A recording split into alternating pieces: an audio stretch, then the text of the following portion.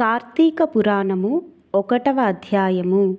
శ్రీమదఖిలాండ కోటి బ్రహ్మాండమునందలి ఆర్యావర్తమందు నైమిసారణ్యములో సౌనకాది మహామునులతో ఒక ఆశ్రమమును నిర్మించుకొని సకల పురాణములు పుణ్యచరిత్రలు వారికి వినిపించుచు సూత మహాముని కాలం గడుపుచుండెను.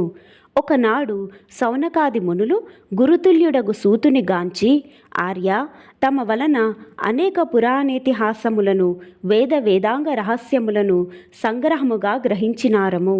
కార్తీక మాస మహత్యమును కూడా వివరించి దాని ఫలమును తెలుపగోరుచుంటిమిగాన తమరా వ్రతమును వివరించవలసినది అని కోరిరి. అంత ఆ సూత మహర్షి, ఓ మునిపుంగవులారా, ఒకప్పుడు ఇదే కోరికను నారదుడు సృష్టికర్తయగు బ్రహ్మను కోరుకొనగా బ్రహ్మదేవుడు అతనికి విష్ణుమూర్తి లక్ష్మీదేవికి, సాంబశివుడు పార్వతీదేవికి తెలియజేసిన విధముగా ఆ గాథను వినిపించెను. అట్టి పురాణ కథను మీకు తెలియజేయుదును. ఈ కథను వినుట వలన మానవులకు ధర్మార్థములు కలుగుటయే కాక వారు ఇహమందును పరమందును సకల ఐశ్వర్యములతో తులతూగుదురు. కావున శ్రద్ధగా నాలకింపుడని ఇట్లు చెప్పెను. పూర్వము ఒకానొక దినంబున పార్వతీ పరమేశ్వరులు గగనంబున విహరించుచుండగా పార్వతీదేవి, ప్రాణేశ్వర, సకల ఐశ్వర్యములు కలుగుజేయునట్టిది, సకల మానవుల వర్ణభేదములు లేక ఆచరించదగినది, శాస్త్ర సమ్మతమైనది, సూర్యచంద్రులున్నంత వరకు ఆచరింపబడేది యగు వ్రతమును వివరింపుడని కోరెను. అంతట మహేశ్వరుడు మందహాసమునరించి, దేవి, నీవు అడుగుచున్న వ్రతము స్కాంద పురాణమున చెప్పబడి ఉన్నది. దానినిప్పుడు వశిష్ఠ మహాముని మిథిలాధీసుడగు జనక మహారాజునికి వివరించబోవుచున్నాడు. చూడుము ఆ మిథిలా నగరము వైపు అని మిథిలా నగరపు దిశగా చూపించెను. అట మిథిలా నగరములో వశిష్ఠుని రాకకు జనకుడు సంతసించి అర్ఘ్యపాద్యములతో సత్కరించి కాళ్ళు కడిగి ఆ జలమును శిరస్సుపై చల్లుకొని, మహాయోగి, మునివర్య, తమ రాక వల్ల నేను, నా శరీరము, నా దేశము, నా ప్రజలు పవిత్రులమైతిమి. తమ పాదధూళిచే నా గేహము పవిత్రమైనది. తమరిటకేల వచ్చితిరో సెలవసంగుడు అని వేడుకొనెను. అందులకు వశిష్ఠుడు, జనక మహారాజా, నేనొక మహాయజ్ఞము చేయ తలపెట్టి తిని దానికి కావలసిన అర్ధబలమును అంగబలమును నిన్నడిగి క్రతువు ప్రారంభించవలనని నిశ్చయించి ఇటు వచ్చి తిని అను పలుకగా, జనకుడు, మునిచంద్రమా, అటులనే ఇత్తును, స్వీకరింపుడు. కానీ చిరకాలము నుండి నాకొక సందేహము కలదు. తమ బోటి దైవజ్ఞులను అడిగి సంశయమును తీర్చుకొనదలిచితిని. నా అదృష్టము కొలది ఈ అవకాశము దొరికినది. గురురత్న, సంవత్సరములో కల మాసములలో కార్తీక మాసమే ఏలనంత పవిత్రమైనది. ఆ కార్తీక మాస గొప్పతనము ఏమి అను సంశయము నాకు చాలా కాలము నుండి ఉన్నది. కావున తాము కార్తీక మహత్యము గురించి వివరించవలసినది అని ప్రార్థించెను.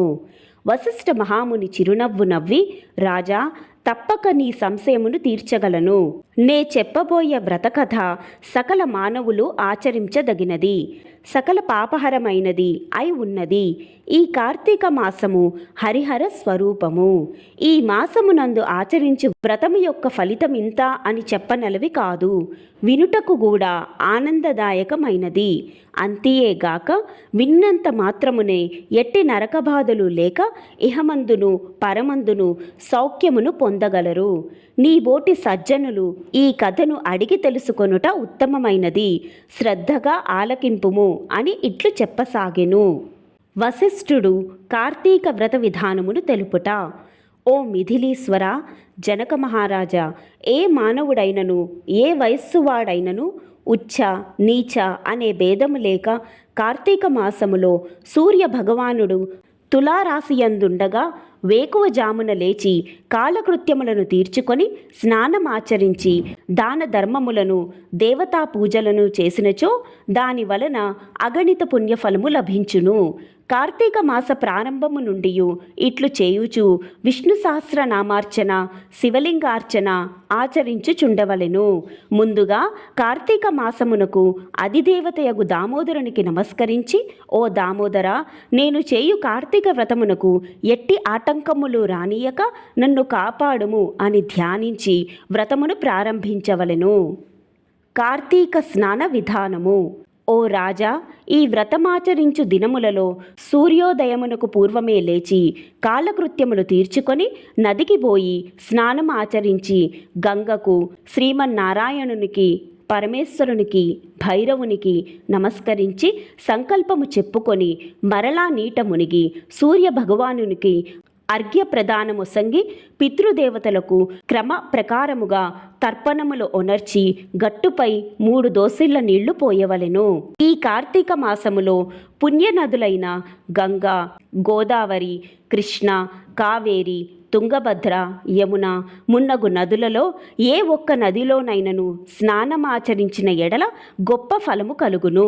తడిబట్టలు వీడి మడిబట్టలు కట్టుకొని శ్రీ మహావిష్ణువునికి ప్రీతికరమైన పుష్పములను తానే కోసి తెచ్చి నిత్య ధూప దీప నైవేద్యములతో భగవంతునికి పూజ చేసి గంధమును తీసి భగవంతునికి సమర్పించి తాను బొట్టు పెట్టుకొని పిమ్మట అతిథి అభ్యాగతులను పూజించి వారికి ప్రసాదమిడి తన ఇంట వద్ద కానీ దేవాలయములో కానీ లేక రావి చెట్టు మొదట కానీ కూర్చుండి కార్తీక పురాణమును చదవవలయును.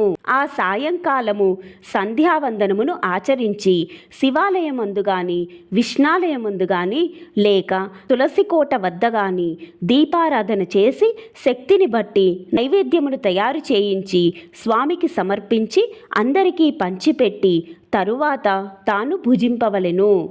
మరునాడు మృష్టాన్నముతో భూతతృప్తి చెయ్యవలయును. ఈ విధముగా వ్రతమాచరించిన స్త్రీ పురుషులకు పూర్వమందును ప్రస్తుత జన్మమందును చేసిన పాపము పోయి మోక్షమునకు అర్హులగుదురు. ఈ వ్రతము చేయుటకు అవకాశము లేనివారు వ్రతము చేసిన వారలను చూచి వారికి నమస్కరించినచో వారికి కూడా తత్సమాన ఫలము దక్కును. ప్రథమాధ్యాయము. మొదటి రోజు పారాయణము సమాప్తము. శివార్పణమస్తు.